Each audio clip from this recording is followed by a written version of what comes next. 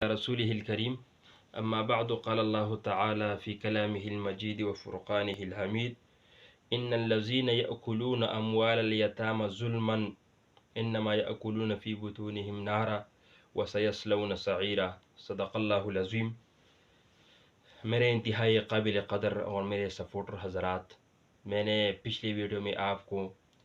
یتیم کی کچھ حقوق بتائی، جو 4 حقوق میں نے آپ کے سامنے بتائی۔ آج انشاءاللہ 5واں حق آپ کے سامنے بتاؤں گا کہ یتیم کی کچھ حقوق جو میں نے لکھی ہے، ان کے علاوہ بہت سی اور حقوق ہے، لیکن میں نے یہ صرف نمونے کے طور پر میں آپ کو سامنے بیان کرنا چاہتا ہوں اور میں نے لکھا ہے۔ 5 نمبر یتیم کا حق جو میں نے اپنے ہاتھ محفوظ کیا ہے، وہ یہ ہے کہ یتیم عورت کو پوری کی پورا مہر دینا۔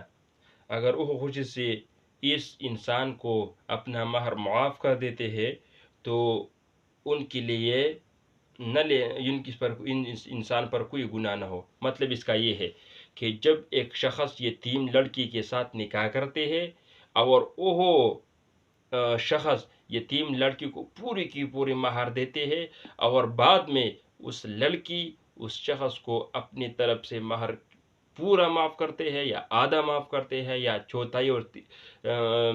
ثلث اور دوسرا اور تیسرا حصہ معاف کرتے ہیں، تو اس میں اس انسان کے لیے کوئی گناہ نہیں، لیکن اس انسان پر لازم ہے کہ وہ ان لڑکی کو پوری کی پورا مہر دے۔ یہ ان کی ذمہ ہے، یہ ان کے لیے لازمی ہے، یہ ان پر واجب ہے۔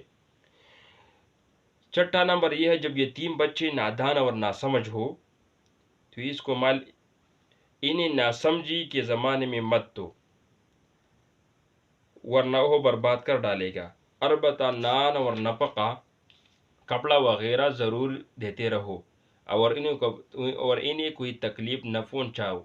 ان کے کاروبار میں لگائے رکھو، جب وہ سمجھدار ہو جائے تو ان کی امانت ان کے حوالے کر دو۔ مطلب اس کا یہ ہے کہ جب یہ ایک یتیم ہے اور وہ ناسمجھ ہے،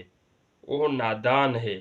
تو اس نادانی کے زمانے میں اور اس ناسمجھی کے زمانے میں اس یتیم کو مال نہ دینا یہ انسان پر لازم ہے کہ وہی زمانے میں، وہی نادانی کے زمانے اور ناسمجھی کے زمانے میں وہ ان کا مال اپنے ساتھ رکھی،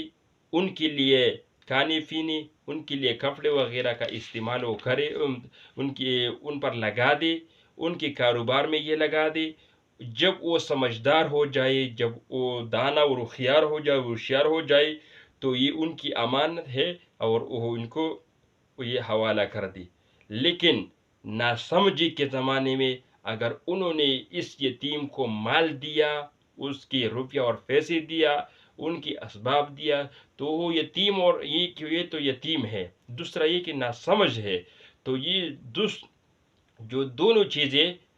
اس مال کو برباد کرنے کا ذریعہ ہے، تو وہ اپنے مال کو برباد کرے گا، اور جب وہ بڑا ہو جائے تو ان کے لیے کوئی نہ مال ہوگا نہ اسباب ہوگا، تو پھر یہ ان کے لیے مسلسل پریشانی کا ذریعہ بن جاتی ہے۔ تو ناسمجھی اور نادانی کے زمانے میں یتیم کو مال نہ دینا اس انسان پر لازم ہے، اور جب وہ سمجھدار ہو جائے، جب وہ دانا اور ہوشیار ہو جائے تو وہی وقت میں اس کا مال ان کو حوالہ کر دینا اس انسان پر یہ لازم ہے۔ 7واں حق یہ ہے کہ ان کے بڑے ہونے کے خوف سے ان کی مال کو ناجائز طریقے سے ہڑپ مت کرو۔ یعنی ایک انسان کو یہ خوف ہے کہ یہ یتیم جب اگلے دن وہ بڑا ہو جائے تو وہ ہم سے یہ سارے کے سارے مال لیتے ہیں، تو اس بات پر غور کرنا چاہیے کہ یہ مال تو یتیم کی مال ہے، اور جب وہ بڑا ہو جاتے ہیں تو وہ اپنا مال لیتے ہیں، ہم سے کوئی نہیں لیتے، ہم سے سوال نہیں کرتے، وہ ان کا مال ہے، انہی نے اپنا مال لیا، تو اس میں کیا بات ہے؟ تو ہم یہ کرتے ہیں کہ ان کے بڑے ہونے کی وجہ سے، خوف اور ڈر کی وجہ سے ہم روز بروز کے مال کو کھاتے ہیں، کیونکہ کل وہ بڑا ہو نہ جائے کہ ہم سے وہ مال اپنے لے۔ تو یہ ظلم ہے کہ ان کے بڑے ہونے کی وجہ سے، خوف اور ڈر کی وجہ سے وہ جلدی سے جلدی اس کا مال ہڑپ کرتے ہیں، ان کو کھاتے ہیں، کیونکہ کل سے ان سے ہمارا حق نہ مانے۔ 8 نمبر کہ محتاج اور متولی بقدر ضرورت اپنی مزدوری کی دستور کے مطابق وہ کھا سکتے ہیں، لیکن مطلب اس کا یہ ہے کہ ایک ولی اور ایک ایسا سرپرست جو یتیم کی کفالت کرتے ہیں اور وہ سرپرست اور متولی اور ولی وہ بہت غریب اور مزدور ہے،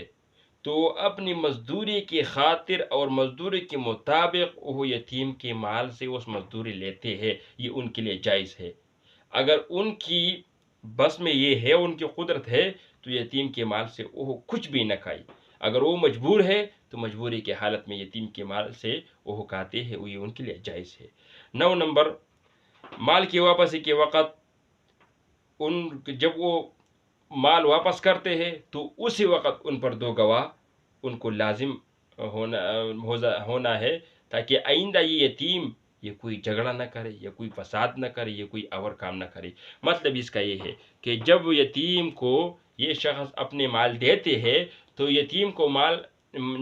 کے مال یتیم کو حوالہ کرنے کے وقت یتیم کے ساتھ جو لکھتے ہیں وہی وقت کم از کم 2 گواہ ان کے سامنے رکھ کر ان گواہوں کے سامنے اس یتیم کو اپنا مال حوالہ کر دے، تاکہ آئندہ کل ہے یتیم کی بھی اور اس شخص کی بھی کوئی عزت مجروح نہ ہو جائے، ان کے لیے یہ آپس میں فساد اور جھگڑے کا باعث نہ بن جائے، تو یہ ان کے لیے اچھا ہوگا اور یتیم کے لیے بھی اچھا ہوگا۔ یہ یتیم کے بارے میں کچھ حقوق اور کچھ وضاحت تھی، لیکن مقصد یہ ہے کہ ہمارے اور آپ کے اندر